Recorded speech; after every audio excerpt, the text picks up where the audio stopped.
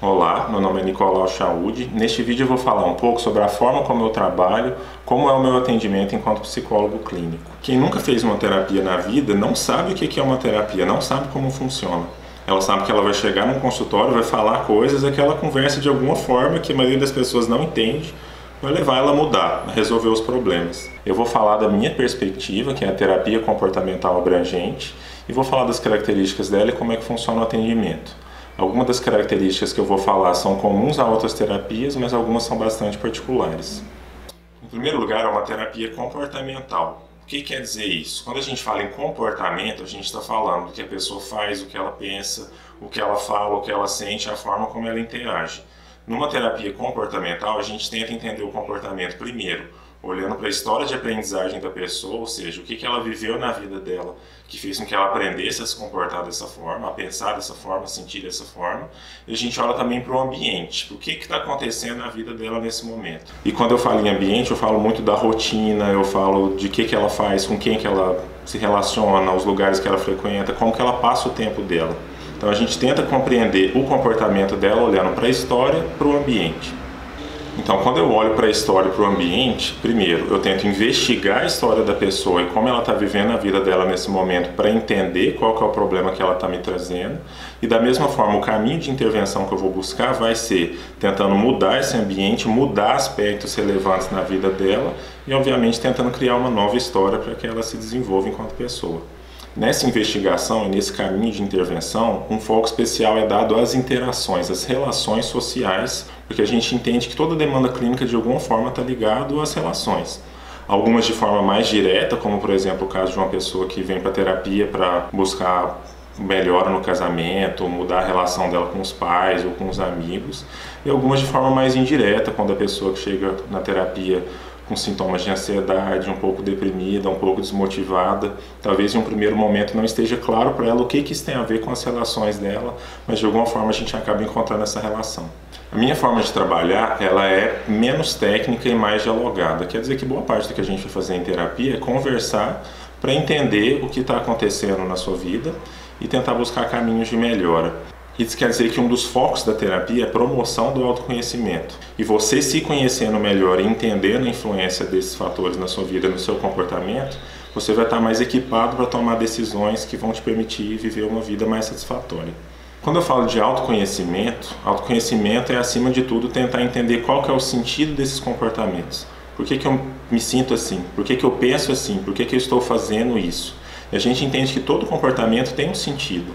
E é necessário entender esse sentido antes de pensar em qualquer possibilidade de mudança. Então, se, por exemplo, se a pessoa está tendo crise de ciúmes, antes de eu querer mudar os ciúmes, eu quero entender por que a pessoa, naquele momento da vida dela, ela precisa estar tendo crise de ciúmes. Um outro exemplo, vamos dizer que a pessoa está bebendo demais, ou ela está agindo de forma agressiva, ela está com dificuldade de sair da cama, ela está fugindo da interação social com pessoas, ela está trabalhando demais ou ela está sem motivação para trabalhar. Talvez isso é uma coisa que a pessoa leva para a terapia como algo que ela queira mudar. Mas antes de buscar a mudança, a gente precisa entender por que a pessoa precisa daquilo, naquele momento da vida dela, de que forma aquilo é funcional, para depois a gente tentar encontrar possíveis caminhos de mudança. Esse autoconhecimento é a diferença entre a pessoa saber o que ela precisa fazer para mudar e o que não vai adiantar ela fazer. Porque todo mundo que chega na terapia quer mudar alguma coisa. E a ideia é, mudar não basta querer. Não é só uma questão de, eu quero beber menos, então beba menos. Eu quero ter mais disciplina para estudar, então estude mais. Não é isso. Se você não entende o que está por trás daquele comportamento, você não é capaz de tomar decisões sábias que vão te permitir mudar de fato. Uma outra característica muito importante da forma como eu conduzo meu trabalho clínico é que eu tento fazer uma terapia que ela não é feita só para resolver problemas pontuais. Por exemplo, a pessoa, eu estou buscando terapia porque eu quero passar na prova de volante. Ou eu estou buscando terapia porque não estou conseguindo dormir, eu quero dormir. É claro que a gente vai atacar qualquer que seja o problema que a pessoa vai trazer, mas a função da terapia não é resolver problemas. Ela é mudar a forma que uma pessoa funciona. A gente tenta entender como é que essa pessoa funciona psicologicamente. E o que tem a ver esse funcionamento dela com os problemas que ela está trazendo. E no final das contas, o que a terapia vai tentar fazer é mudar o funcionamento geral da pessoa e a partir dessa mudança os problemas vão solucionar, eles vão desenvolver de forma diferente. Isso é fundamental no sentido de promoção de autonomia, porque quando a terapia muda a forma como a pessoa lida com os problemas e lida com a própria vida, o resultado da terapia vai muito além da resolução do que está acontecendo na vida da pessoa naquele momento. Ele é um resultado mais abrangente. Ele afeta talvez, inclusive, demandas que a pessoa não tinha trazido para a terapia ainda, mas melhoram. Já aconteceu, por exemplo, de eu atender uma pessoa que tinha duas demandas que pareciam muito diferentes. Uma ligada a ciúmes, outra ligada à produção acadêmica. Só que a partir do momento que a gente entendeu a forma que a pessoa funcionava e a gente conseguiu intervir no funcionamento dela, a gente não precisou atacar as duas coisas com problemas diferentes. A gente mexeu numa coisa só, as duas coisas melhoraram. Na terapia comportamental abrangente, a gente entende que o funcionamento psicológico da pessoa tem muito a ver com a forma como ela fala. Então a gente investiga o jeito da pessoa lidar com a vida, lidar com os problemas, observando o jeito dela falar. E no final das contas a intervenção vai ser também em cima da fala. A gente vai ensinar a pessoa a falar de uma forma diferente e ela falando de forma diferente ela vai lidar totalmente diferente com a vida dela. Como assim? Você pode observar que cada pessoa tem um jeito particular de falar. Algumas pessoas, por exemplo, quando elas vão falar, elas fazem uma análise minuciosa, detalhada de tudo que elas estão falando. Outras pessoas, quando elas vão falar, elas falam delas mesmas sempre numa posição de coitado, de sofrimento, de nossa, veja como a minha vida está difícil. Outras pessoas, quando elas vão falar, ao contrário, elas falam sempre se enaltecendo, veja como eu sou uma pessoa sábia, como eu entendo tudo, como eu sei lidar com tudo.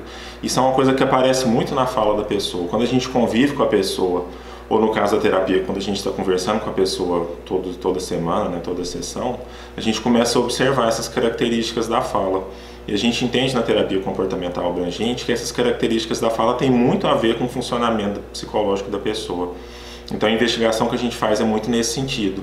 A pessoa fala assim, o que tem a ver com esse problema dela? Por exemplo, o que tem a ver o fato da pessoa falar de uma forma extremamente analítica com o fato dela não estar conseguindo se socializar?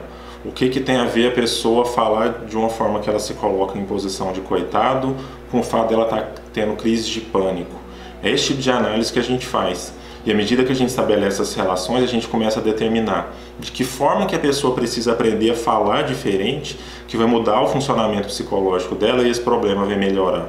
Quando a gente fala em mudança de fala, mudar o jeito da pessoa falar, não é porque a fala é um problema por si só, mas porque o jeito que a pessoa fala tem a ver com a forma como ela toma decisões e a forma como ela toma decisões impacta diretamente na vida que ela constrói. Então, nosso objetivo final, ao tentar transformar a fala do cliente, é ajudar ele a tomar decisões que vão levar ele a ter uma vida mais satisfatória. Bom, então feita essa investigação e a determinação dos objetivos terapêuticos que envolve basicamente a aprendizagem de novas formas de falar, a pergunta agora é como é que a gente vai ensinar, como é que o cliente vai aprender formas diferentes de funcionar. Isso acontece basicamente de duas formas. Primeiro, na própria conversa terapêutica. Então o terapeuta vai conduzir a conversa de uma forma que vai te ajudar a falar de forma diferente sobre o que está acontecendo, mas acontece principalmente através de direcionamentos. O que é um direcionamento? É basicamente pedir para o cliente falar alguma coisa com alguém. Como assim falar alguma coisa com alguém? Falar o que para quem? Depende, aí vai variar bastante. Então, por exemplo, vamos dizer que uma pessoa tem uma fala excessivamente negativa, ela sempre olha para o lado ruim das coisas, tudo para ela está ruim, ela tem um olho muito crítico para defeitos, e isso gera, obviamente, vários impactos no bem-estar psicológico dela e nas relações. Então a gente entende que talvez que essa pessoa precisa mudar no jeito de funcionar dela. Ela precisa falar de uma forma mais positiva, porque ela falando de uma forma mais positiva, ela vai aprender a se atentar para coisas positivas também. Então, que tipo de direcionamento pode ser dar para uma pessoa num caso assim? Comece a elogiar pessoas, por exemplo. Comece a agradecer pessoas. O que está acontecendo quando a pessoa está fazendo isso? Ela está exercitando um modo de funcionamento psicológico diferente. Uma outra característica da forma como eu trabalho, da terapia comportamental abrangente, é que ela é uma terapia com alta. Algumas terapias elas podem durar muito tempo ou para sempre, até o ponto em que o cliente quiser continuar indo, mas não é o caso da terapia comportamental abrangente. Pelo fato de a gente ter objetivos terapêuticos, à medida que esses objetivos vão sendo atingidos, a terapia vai chegando ao fim. O prazo disso pode variar bastante. Eu já dei alta na segunda sessão Eu já dei alta depois de 2 anos, varia bastante. A terapia ela pode ser muito rápida, ela pode ser muito devagar. A velocidade geralmente não é um critério, até porque, como depende um pouco do ambiente social da pessoa, às vezes esse ambiente coopera mais, às vezes ele coopera menos, e isso vai refletir no tempo da terapia. Então uma coisa que eu acho importante deixar claro, a melhora terapêutica sempre depende de mudanças no estilo de vida, sempre. Muito difícil de uma pessoa melhorar, no sentido dela chegou na terapia com sofrimento e saiu da terapia satisfeita, sem que isso tenha passado por mudanças concretas na vida dela e principalmente nas relações. Enquanto terapeuta, eu tento sempre adotar uma postura de transparência, no sentido que eu vou falar tudo que eu estou pensando, eu vou falar tudo que eu estou fazendo, tudo que eu estou planejando, tudo que eu estou entendendo, eu vou compartilhar com você. Falar isso ajuda a me situar melhor, ajuda a te situar melhor e ajuda a transformar a terapia num processo colaborativo. Não sou eu trabalhando para resolver o seu problema, somos nós dois trabalhando juntos para te ajudar a construir uma vida que seja satisfatória e gratificante.